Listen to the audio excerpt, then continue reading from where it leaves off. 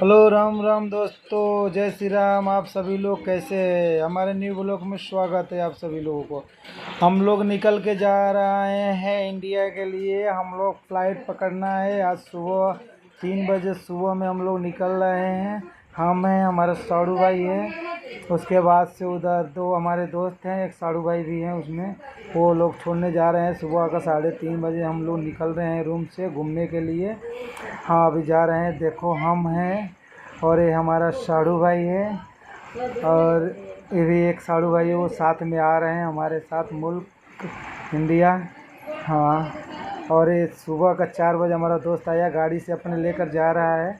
हाँ, 5 बजे तक छोड़ देगा, 5-6 बजे तक छोड़ देंगे। हमारा एयरपोर्ट इस्तांबुल एयरपोर्ट, रोमानिया का इस्तांबुल का एयरपोर्ट है। हम एयरपोर्ट पे ही हैं, अभी फ़्लाइट पकड़ने देखो हम लोग जा रहे हैं लाइन में लगने के लिए।